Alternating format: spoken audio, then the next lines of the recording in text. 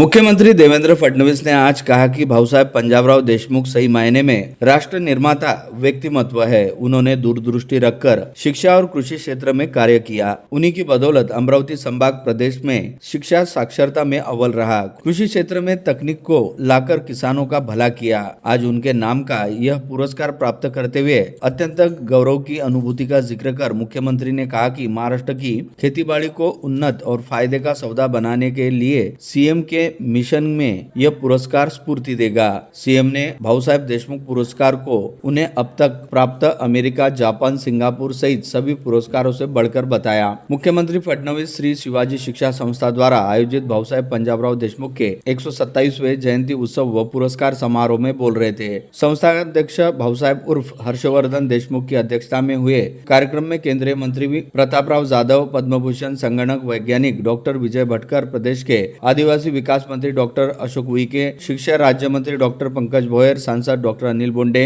बलवंत वानखड़े, विधायक सर्वश्री राजेश वानखड़े, प्रताप अड़सड़, डॉक्टर संजय कुटे, प्रवीण तायडे, परिणय फुके, संस्था के पदाधिकारी, उपाध्यक्ष एडवोकेट गजानन फुंडकर, एडवोकेट जयवंत पाटिल पुजदेकर, केशवराव मेतकर, कोषाध्यक्ष दिलीप इंगोले, कार्यकारिणी सदस्य हेमंत कालमेक सहित समस्त कार्यकारिणी मंचासीन थे। देवेंद्र फडणवीस ने आचार संहिता के बावजूद यहाँ आने का उद्देश्य देश के कर्मठ कृषि मंत्री और शिक्षा महर्षि के प्रति आदर और लगाव होने की बात आरंभ में ही स्पष्ट कर दी। उन्होंने शिक्षा मंत्री डॉक्टर पंकज भोयर के प्रस्ताव के अनुसार अमरावती में शिक्षा विभाग के सभी 1 दर्जन से अधिक कार्यालयों को एक ही स्थान पर लाने के प्रस्ताव को भी अतिशीघ्र मूर्त रूप देने तथा शिक्षा क्षेत्र में शिवाजी संस्था के सभी सकारात्मक प्रस्तावों को प्राथमिकता से स्वीकृति देने का ऐलान किया। सीएम फडणवीस ने कहा कि भाऊसाहेब देशमुख की दूरदर्शिता के कारण शिक्षा क्षेत्र में अमरावती का समस्त राज्य में नाम है और उन्हीं से प्रेरणा लेकर उनकी सरकार 500 करोड़ रुपए का एआई आधारित कृषि मिशन क्रियान्वित करने जा रहा है, जिससे अभी असिंचित खेती को भी बागवानी में परिवर्तित किया जाएगा। एआई के माध्यम से खेतीबाड़ी के कीट नियंत्रण के साथ उत्पादन बढ़ाने पर जोर रहेगा। 2026 में प्रत्येक किसान को दिन में 12 घंटे सौर ऊर्जा देने की घोषणा भी मुख्यमंत्री ने की। उन्होंने कहा कि वातावरण बदल का फसलों पर होने वाला दुष्परिणाम भी रोके जाने की संभावना उन्होंने एआई तकनीक में देखी है। राज्य के ही अनेक उभरते वैज्ञानिकों ने उनके सामने इस प्रकार के बड़े आशावादी मॉडल हाल ही में प्रस्तुत किए, जिनके विकास के लिए उन्होंने निर्देश दिए। मुख्यमंत्री ने कहा कि भाऊसाहेब देशमुख के कार्य कालातीत रहे हैं। अनेक लोगों के जीवन में क्रांति आई है। केवल एक पीढ़ी तक भाऊसाहेब के कार्य सीमित नहीं तो अनेक पीढ़ियों का शिक्षा और खेतीबाड़ी के माध्यम से उन्होंने परिवर्तन किया है। संस्कृत के पीएचडी प्राप्त भाऊसाहेब देशमुख ने वैदिक प्राचीन ज्ञान इस पर शोध किया। उस ज्ञान का मूल विचार लोगों तक पहुंचाने के साथ ही अनेक कुप्रथाएं, रूढ़ियों को बंद कराया। अंबा देवी मंदिर में अस्पृश्यों को भाऊसाहेब के ही प्रयास आंदोलन से प्रवेश मिल पाया। शिवाजी शिक्षा संस्था ने किसानों के जीवन में नया प्रकाश लाया। भाऊसाहेब नहीं होते तो 2-3 पीढ़ियां उच्च तकनीकी शिक्षा से कदाचित वंचित रह जाती। फडणवीस ने फूड फॉर ऑल का श्रेय भी भाऊसाहेब देशमुख को देते हुए उन्हें राष्ट्र निर्माता की संज्ञा दी। केंद्रीय आयुष राज्य मंत्री प्रताप जाधव ने भी भाऊसाहेब देशमुख का अभिवादन करते हुए कहा कि भाऊसाहेब ने पश्चिम विदर्भ के किसानों और शिक्षा हेतु अपना जीवन समर्पित कर दिया। उनकी दूरदर्शिता की बदौलत आज अमरावती में शिक्षा भागीरथ कल बह रही है। किसानों के लिए भी भाऊसाहेब के कार्य ऐसे ही रहे कि देश भर में कृषि विश्वविद्यालयों की स्थापना उन्हीं के कारण हुई। संविधान बनाने में भी भाऊसाहेब देशमुख ने बाबा साहेब आम्बेडकर और संविधान सभा का सहकार्य किया। विचारों से आधुनिक रहने से उन्होंने समूह शक्ति को समाज के सत्कार्यों हेतु प्रेरित कर कार्यान्वित किया। समारोह में उपस्थित प्रदेश के शालेय शिक्षा सहित 5 विभागों के राज्य मंत्री डॉक्टर पंकज भोयर ने बताया कि शिवाजी संस्था के भाऊसाहेब देशमुख की जन्मभूमि पापल में कृषि महाविद्यालय स्थापित करने के प्रस्ताव को मुख्यमंत्री देवेंद्र फडणवीस ने एक पल भी देरी किए बगैर स्वीकृति दी। उसी प्रकार सीएम ने उन्हें शिवाजी के सभी सकारात्मक प्रस्तावों पर तत्काल और अधिकार पूर्वक स्वीकृति देने कह दिया है। भोयर ने कहा कि उन्हें मुख्यमंत्री ने 5 विभागों की जिम्मेदारी दी है। वे भी सीएम के समान अमरावती के भांजे हैं। इतना ही नहीं तो मामा की बेटी से ही उनका विवाह हुआ। डॉक्टर पंकज भोयर ने कहा कि देवेंद्र फडणवीस विदर्भ विकास के लिए सदैव तैयार रहने वाले गौरवशाली सीएम हैं। समारोह में पद्मभूषण डॉक्टर विजय भटकर का वीडियो संदेश सुनाया गया, जिसमें उन्होंने मुख्यमंत्री के कार्यों की जमकर प्रशंसा की और कहा कि भाऊसाहेब के नामों से दिए जाते पुरस्कार हेतु संस्था के सही चयन किया गया। आभार प्रदर्शन कोषाध्यक्ष दिलीप बाबू इंगोले ने किया। संस्था के कार्यकारिणी सदस्य केशवराव पांडे पांडे, सुरेश खवटोरे, सुभाष बनसोड, डॉक्टर पीजी ठाकरे, विजय ठोकल, डॉक्टर अंबादास उलट आदि मान्यवर उपस्थित थे। अमरावती शिक्षा जगत में कई गणमान्य एवं राजनीतिक सामाजिक क्षेत्र के मान्यवर भी मौजूद थे।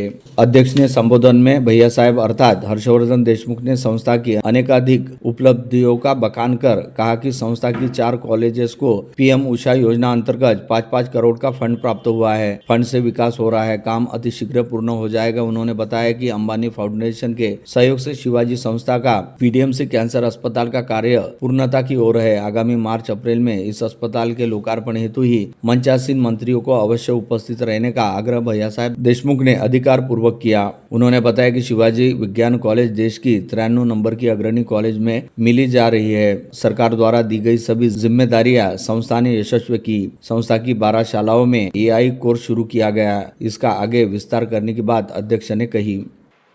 आज मला अतिशय आनंद आहे की श्री शिवाजी शिक्षण संस्थेने अतिशय प्रतिष्ठेचा असलेला हा भाऊसाहेब पंजाबराव देशमुख स्मृती पुरस्कार देण्याकरता माझी निवड केली।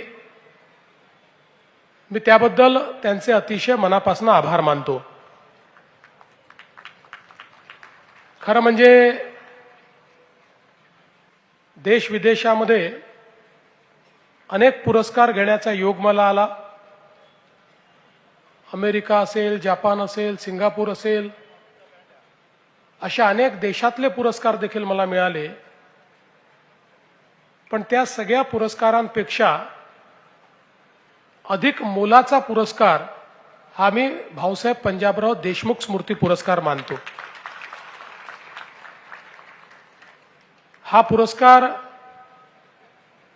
लोकमहर्षींच्या नावाने आहे आणि याही गोष्टीचा आनंद आहे की तो प्रदान करण्याकरता डॉक्टर विजयराव भटकर यांच्यासारखे विज्ञान महर्षी या ठिकाणी उपस्थित आहेत।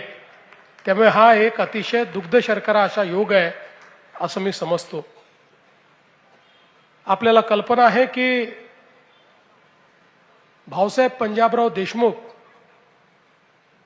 एक असं व्यक्तिमत्व आपल्याला पाहायला मिळतं की ज्यांनी इतिहासाच्या पानावर जे कार्य केलेलं आहे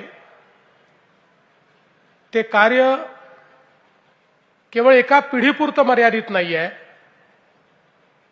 तर पिढ्यानपिढ्या समाजाचं कल्याण होईल अशा प्रकारचं कार्य त्यांनी केलं। आपल्याला कल्पना आहे की पापळ येथे जन्म झाल्यानंतर खरं म्हणजे शिक्षणाच्या खूप संधी नव्हत्या, पण अमरावती तिथनं फर्ग्युसन कॉलेज असं करता करता ज्यावेळी विदेशात शिक्षण घेण्याची परिस्थिती आली त्यावेळी त्यांच्याजवळ पैसे नव्हते, पण त्यांनी शिष्यवृत्ती मिळवली आणि त्यातनं विदेशात त्यांनी शिक्षण घेतलं। ते बार ॲट लॉ झाले, बॅरिस्टर झाले आणि त्याच वेळी संस्कृतमध्ये त्यांनी पीएचडी केली। वैदिक वाङ्मयामध्ये ज्या काही धर्माचा विकास आहे या विषयावर प्राचीन भारतीय ज्ञान जे आहे त्या विषयावर त्यांनी पीएचडी केली आणि खऱ्या अर्थानं आपला जो मूळ विचार आहे या विचाराचा गाभा काय आहे हे समजून घेण्याचं काम त्यांनी केलं। आणि मग इकडे भारतामध्ये स्वातंत्र्याचा लढा असेल किंवा अस्पृश्यतेच्या विरोधातला लढा असेल, महात्मा फुलेंच्या सत्यशोधक समाजातनं त्यांच्या विचाराला एक दिशा मिळाली आणि जे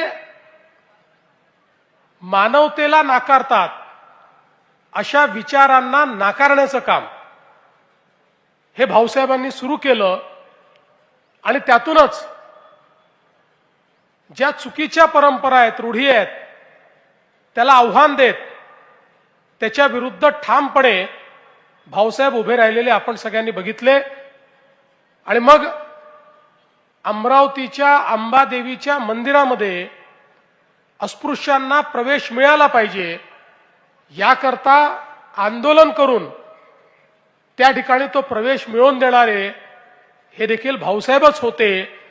आणि त्या माध्यमातून त्यांनी केवळ आपल्या भाषणातून नाही तर कृतीतून आणि व्यक्तिगत जीवनातूनही ज्या ज्या वेळी प्रसंग आला त्या त्यावेळी या कुप्रथांचा विरोध करत एक प्रकारे त्याच्या विरुद्ध बंड पुकारलं आणि अतिशय यशस्वीपणे भारतरत्न डॉक्टर बाबासाहेब आंबेडकरांचा विचार हा त्यांनी त्या ठिकाणी प्रतिपादित करण्याचं काम केलं.